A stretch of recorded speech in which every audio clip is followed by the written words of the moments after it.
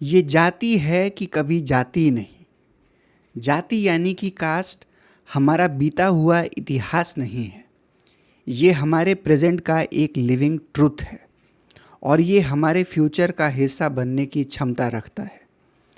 ये सिर्फ गांव या पिछड़े इलाकों तक सीमित नहीं है। जाति हमारे समाज के मॉडर्न सोसाइटी में मास्क्ड है यानी कि कवर्ड है। जाति के आधार पर होने वाले अत्याचार और अन्याय अक्सर अपना असली रूप नहीं दिखाते। ये ऐसे लेयर्स में छिपे होते हैं जिन्हें एक एक करके हटाना पड़ता है। नमस्कार, मैं हूं अनीश कुमार सिंह और आप सभी देख रहे हैं इंडिया न्यूज़ लाइव। हाल ही में हरियाणा के आईपीएस ऑफिसर वाई पूरन कुमार के सुसाइड ने एक कंट्रोवर्सी को जन्म दे दिया है कि क्या कास्टलेस ब्यूरोक्रेसी इंडिया में एक मिथ है, यानी कि इंडियन ब्यूरोक्रेसी जो अपने आप को एक इगैलिटेरियन, एक कॉन्स्टिट्यूशनल, एक डेमोक्रेटिक ऑर्गेनाइजेशन की तरह दिखाती है, जो कि विकसित भारत के लिए, एक इंडिया के स्टील फ्रेम के लिए अपने आप को जानी जाती है, क्या वो भी कास्टिसिज्म से ग्रसित है? पूरन कुमार ने अपने 8 पेज के फाइनल नोट में कुछ अधिकारियों द्वारा किए गए कथित उत्पीड़न, जिसमें जाति आधार पर भेदभाव भी शामिल है, का जिक्र किया है।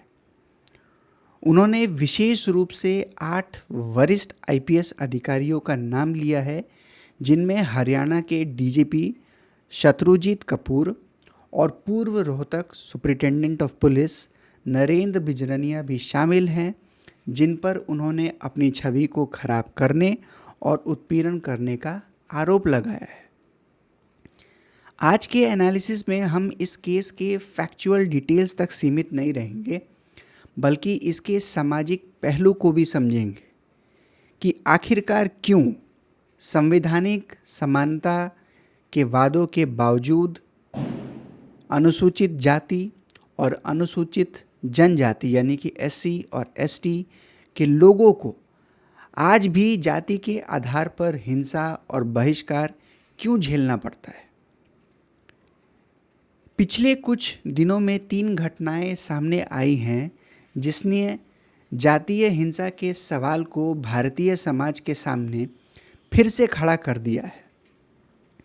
हरिओम वाल्मीकि जो फतेहपुर जिले के एक दलित निवासी थे, उन्हें 2 अक्टूबर की रात रायबरेली के जमुना पार के पास चोर समझकर भीड़ ने पीट पीट कर मार डाला। मीडिया रिपोर्ट के अनुसार हरिओम को इसलिए नहीं मारा गया क्योंकि वो दलित थे, बल्कि इसलिए क्योंकि जब भीड़ ने उन्हें चोर समझा तो वो अपने ऊपर लगे शक का स्पष्ट जवाब नहीं दे पाए। पर जैसा मैंने शुरुआत में कहा कि कास्ट मॉडर्न टाइम में परतों में छुपा होता है, तो इस घटना को समझने के लिए हमें कुछ प्रश्न करने होंगे।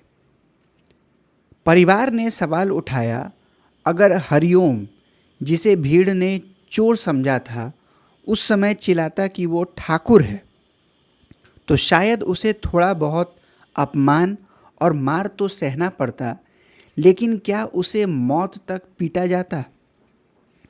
क्या उसका शरीर सड़क पर सड़ने के लिए छोड़ दिया जाता, जिसे अगले दिन पुलिस उठाए? क्या पुलिस और प्रशासन इतने देर तक कार्रवाई टालते जाते?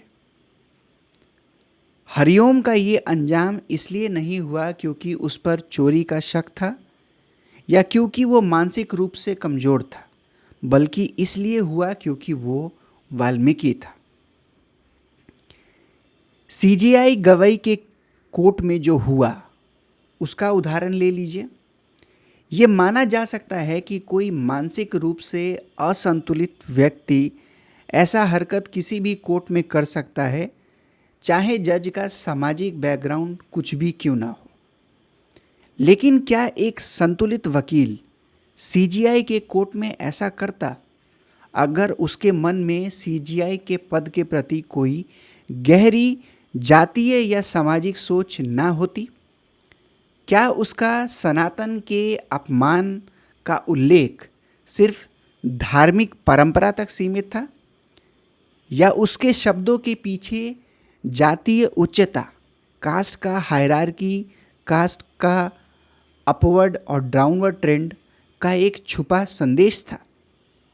दूसरे शब्दों में, क्या उस वकील की प्रतिक्रिया केवल इस बात पर थी कि क्या कहा गया, या इस पर भी कि किसने कहा?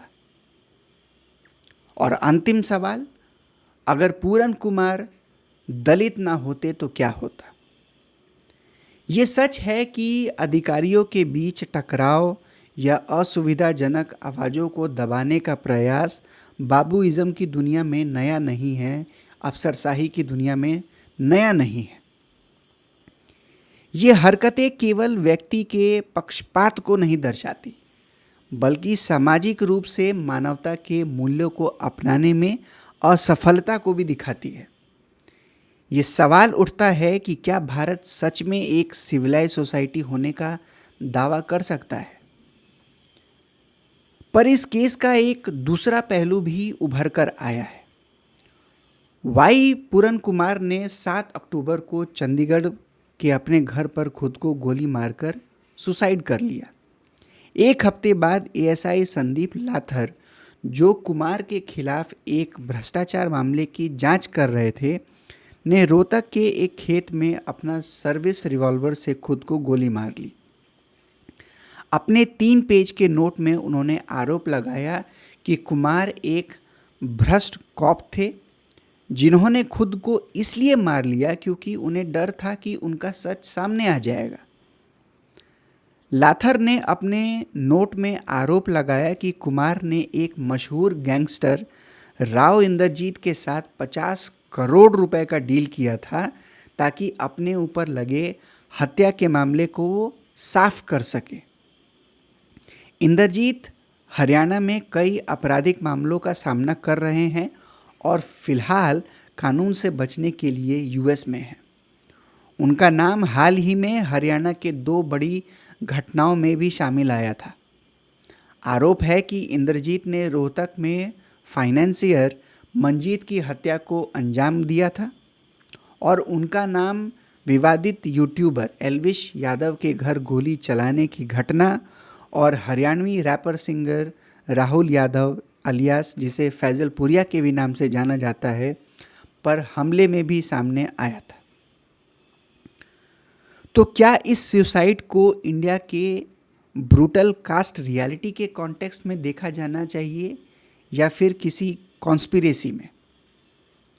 एएसआई संदीप लाथर का वीडियो और डेथ कई क्वेश्चंस को जनरेट करता है, जो पॉलिटिक्स, क्राइम और कॉन्स्पिरेसी के नेक्सस के तरफ इशारा करता है। मामला इन्वेस्टिगेशन में है, इसलिए फाइनल पॉइंट रख पाना मुश्किल होगा, पर इन सभी घटनाओं को याद रखना और समझना जरूरी है। आज का एनालिसिस सिर्फ एक ऑफिसर के मौत की कहानी या फिर सिर्फ एक घटना नहीं है। ये हमारे समाज का मिरर है, जो दिखाता है कि हमारे आइडियल्स और ग्राउंड रियलिटी में कितनी दूरी है। अंत में आप सभी के लिए सोचिए, समझिए और सीखिए, क्योंकि सच्चाई का सामना करना ही बदलाव का पहला कदम होता है। मिलते हैं अगले एनालिसिस में। जय हिंद, जय भारत।